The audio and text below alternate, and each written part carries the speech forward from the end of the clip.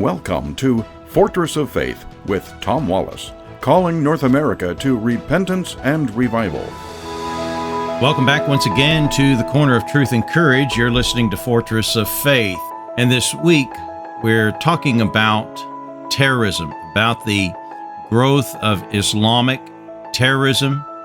The major groups that we know of course, is Al-Qaeda, responsible for the 9/11 attack, which happened here a few years back now. Many people have been born since then who really do not remember, do not recall, they didn't live through it. But there are many of us that remember. We were here. We could tell you exactly where we were when this event occurred. And I, like many other people, recognized right away, our world will no longer be the same. This is now ushering us into a new era, an era where we are really well acquainted with Islamic terrorism. I remember, everyone was asking this question, why did they attack us? Why do they hate us? Why do Muslims want the destruction of America? The problem is that we didn't go to the source to find the answers. We turned to the media, and the media started beating a drum that this is not real Islam. This is fake Islam. Let's answer that question first before we get into Al-Qaeda. Yesterday, we talked a bit about the Muslim Brotherhood, how they began, and why I believe that they're the most dangerous terrorist organization on the face of the earth. Why? Because they put on a facade. They act like they're politicians and statesmen and so on there, when in truth, they want to infiltrate into your country and destroy from within. They are the Trojan horse mentality. Now, they do have arms that are outright militant, like Hamas. We talked about that yesterday. If you didn't catch that, you can always go to our website, fortressoffaith.com, fortressoffaith.com. Click on the radio tab, and you can listen to past shows and catch yesterday's broadcast. But today we're going to look at Al-Qaeda. But before we do, let's answer this question. Real Islam, fake Islam. If we listen to the media, if we listen to what some Muslims want us to believe, they're going to tell us that those who are militant is fake Islam. You'll find it in the Quran, yes, but it belongs in the 7th century. It doesn't belong for today. Islam is a peaceful religion, and those who follow the true Islam are going to be peaceful. That's what we hear. But the truth is, that's a lie. How do I know that? Because I've gone to the source. What's the source? You can always tell what is true, the true faith, by what the founder said and did, and what the scriptures, when you read them in context, what they demand. Let's look at Christianity for a moment so we can kind of lay out a case. Is there real Christianity and fake Christianity? Yes. There are some parts of Christianity that teach salvation by works. Is that biblical? No. What is biblical is true. If you follow what Christ said and did and follow the scriptures, and there are some denominations, some churches out there that are not teaching true biblical Christianity.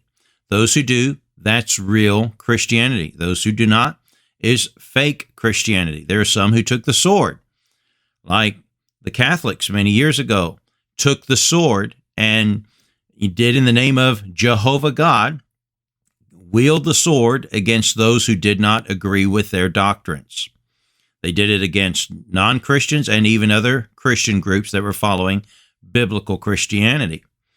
That was not real Christianity. How do we know it? We go to the source, Christ and the scriptures. So in Islam, if we want to know the real Islam and fake Islam, we got to go to the source. The source is Muhammad, who's the prophet who started the teachings of what we now know today as Islam.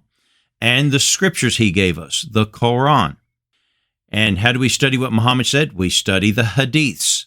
These are the traditions of Muhammad's teachings and what his companions said he did. And so we study all those together, and it becomes very clear. Militant Islam is real Islam. That's what Muhammad did. That's what he commanded the faithful to do. And the Quran, if you read it in context, commands you to do it. There are peaceful passages, yes, but they have been abrogated and replaced with the later passages. In chapter 2, we're told very clearly that abrogation is a teaching in Islam. So in other words, Allah changed the rules. And and what happened there? Well, simple.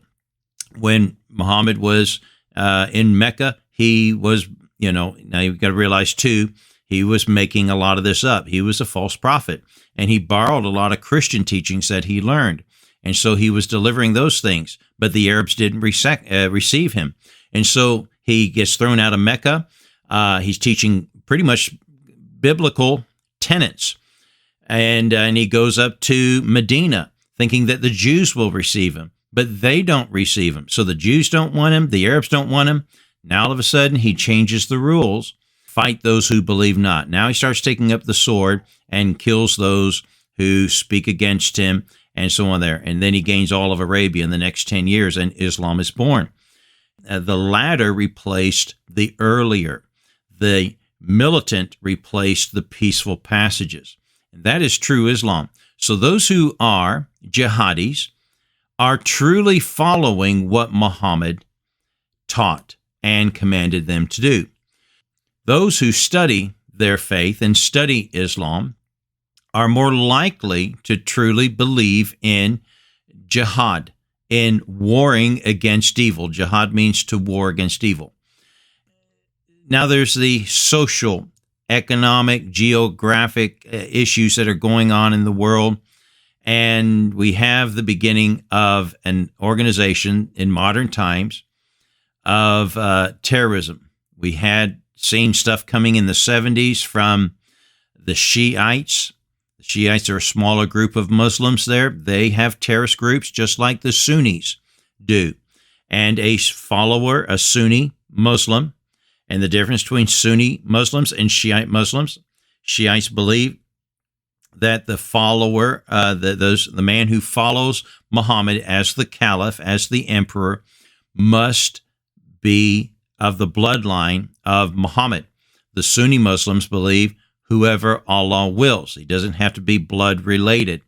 And the Sunnis actually are more correct in that. And there are more Sunnis, about 80% of the Muslims in the world. But some of them are fundamentalists, like Shiites. Some of them are fundamentalists. Many are not fundamentalists. And what I mean by fundamentalists, I'm talking about they're following the true teachings of Allah. In Afghanistan, we have to go to Afghanistan back in 1979. The Soviets invaded Afghanistan. There was a war there. It went on for 10 years. And a group was born that was Arabs, and they would call themselves the Mujahideen. Now, of course, this country was led by Muslims. And Osama bin Laden was a fighter in the Mujahideen. And that actually, Mujahideen, is where we get the word jihad from. So these were fighters, warriors against evil, against the Soviets who were invading Islamic lands. Now, he was born in Saudi to a wealthy construction family. His father is a billionaire. And so, he had ways of and means to organize followers and fund them because of his own personal wealth through his family. He had a co-founder, Abdullah Azzam. Abdullah Azzam was a Palestinian Islamic scholar, a mentor to bin Laden. These were friends. And they both fought in this same war, as well as a few others that will come on board with them there. Azzam didn't last very long after Al-Qaeda was started. He was killed in a car bombing in Pakistan by other Muslims in 1989. I find it interesting as I study Islam. Muslims kill as much of each other as they do non-Muslims. It's a religion of the sword. They keep claiming each other as apostates and go kill them because they're apostates. So how did Al-Qaeda form? Well, in 1988, this organization began with a series of meetings that was held in Peshawar, which is in Pakistan, called the City of Flowers, in 1988. And it was attended by Abdullah Azzam, Osama bin Laden, Mohammed Atif, who just died back in not long after 9/11 by American strike there in November of 2001. He was one of the first of Al-Qaeda leaders that we were able to get to and kill. Then you had Ayman al-Zawahiri. We'll talk about him maybe in tomorrow's broadcast. And these were veterans of that Soviet-Afghan war, and they met together to war for Allah against the evil that was in this world. And this during that war, the Soviet war, the Americans were funding the Mujahideen. We were giving them weapons and intelligence and everything to fight against the Soviets. We wanted the destruction of the Soviets in that war. And so we were funding the Mujahideen. And it turned out that we were actually training those who would then turn on us. And Osama bin Laden began to, from this meeting, pronounced a fatwa of jihad against Israel and America, calling America enemy number one. And he even called the house of Saud, the Saudis, takfirs, apostates of Islam. As I said, they declare each other apostates. And so they were taking a holy stand against the evils of the world and to do the bidding of Allah. So this is how it began. And tomorrow when we come back, we'll start talking about its attacks towards America before 9/11. We were asleep at the wheel. We weren't paying attention. And it wasn't until 9/11 that we woke up. But we need to be aware of what led up to it. Well, that's going to be it for today. Hope you'll join us again tomorrow at the Corner of Truth and Courage. God bless you.